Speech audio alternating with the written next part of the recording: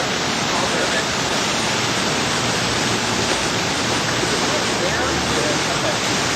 And Mueller. Mueller, not Mueller. Cool. Hello, Fernando. Good to see What's you. happening? Good to see you. Fernando. Darren. Fernando. Oh, yeah. Adam.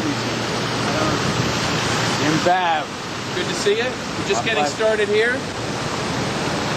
As I mentioned to you guys, I give these law enforcement officers the proper respect that they deserve, right?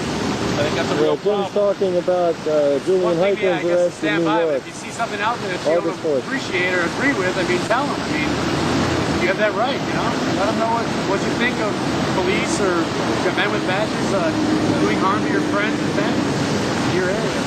Yeah, a lot of people probably think it, but don't communicate it to them, so we try to be, I don't know, I guess personable with them and not like super hostile, but you know, sometimes you can come across that way, but you know, at the same time, just try to plant the seed. Maybe they go home and think about it and have a conversation with their friends about it, and you know, who knows. I hope so. I don't think you were disrespectful, but you just didn't happen to use the euphemisms that they may be accustomed to. Sure. I mean, if it looks like a duck and quacks like a duck, call it a duck, you know? So, welcome to Philadelphia. Appreciate it. We should have some more people joining us soon. For sure. These people here have typically been well trained now. We've been here quite a few times, and although they started out very aggressive, their aggression is diminished every time to the point where unless there's a new person that didn't get the memo, they should be very polite and not interfere with what we're doing here. All right, film me filming you. There, you got my face. Of course, the purpose of our visit here is to distribute flyers for the Fully Informed Jury Association.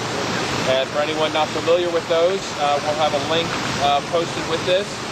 And we're going to be giving people information about their rights. If they become a juror, they're going to know that they don't have to just judge the facts of the law, but they can judge the law itself. This is our, perhaps the final battle line that we can fight peaceably against the tyrants.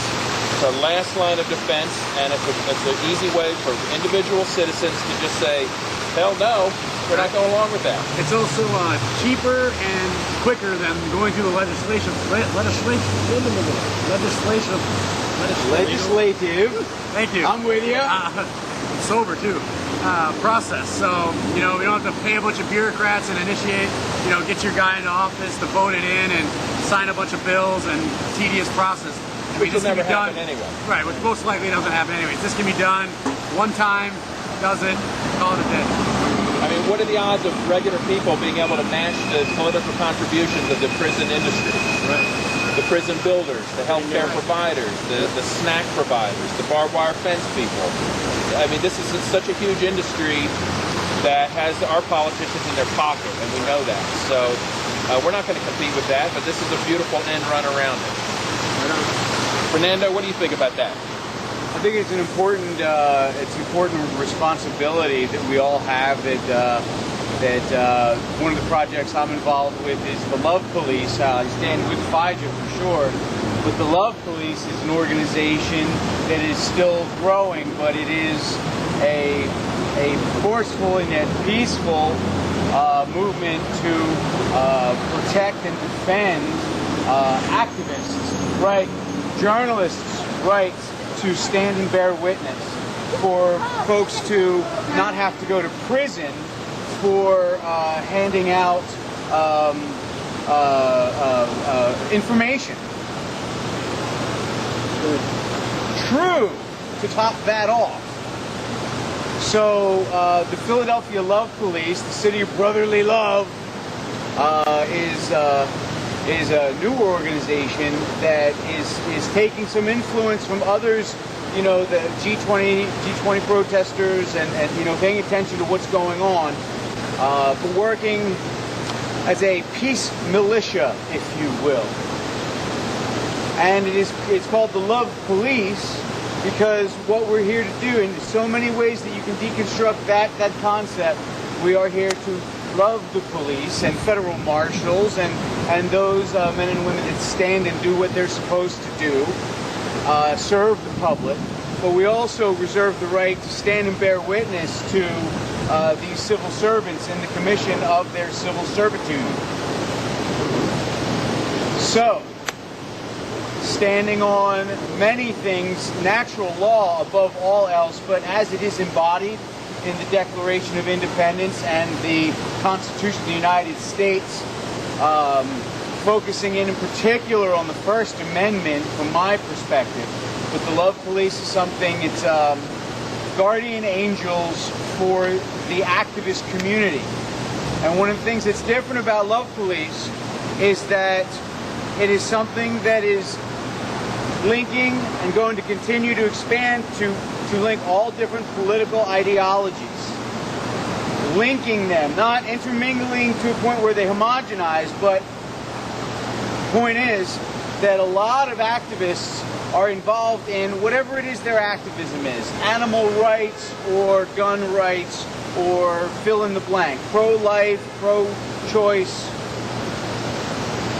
If we stand for the activist, if we stand from an apolitical position for the activists, then that's the approach that we're taking. That's what we're doing. We're standing for the activists, so that we're working as intercessors between law enforcement and the activists, because the activists don't necessarily have the best communication skills, and they don't necessarily have the interpersonal skills.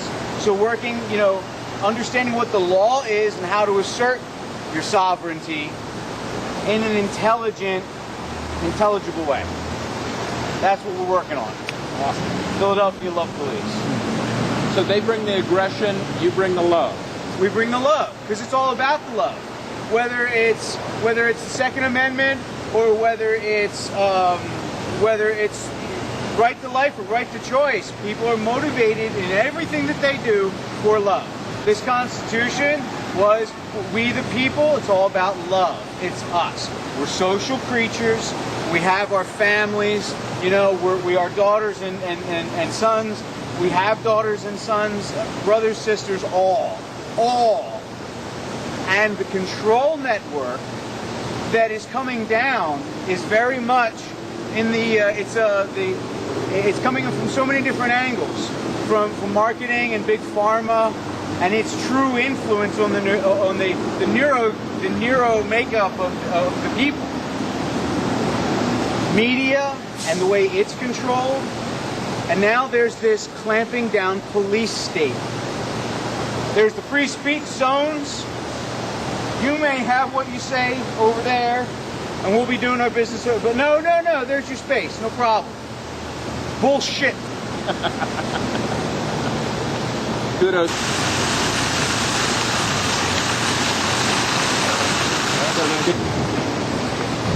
Heracles says he's stuck in traffic. We're fine.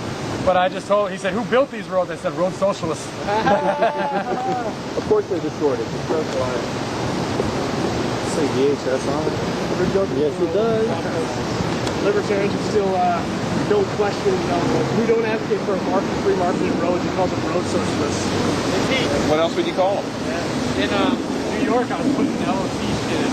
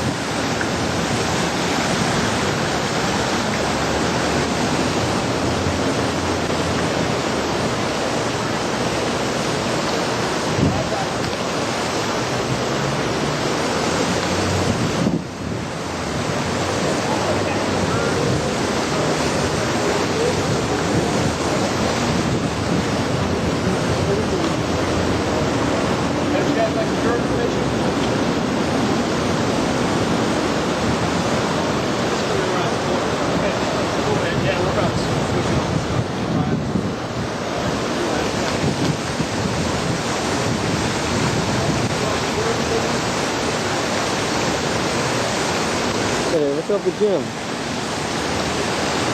Oh, okay.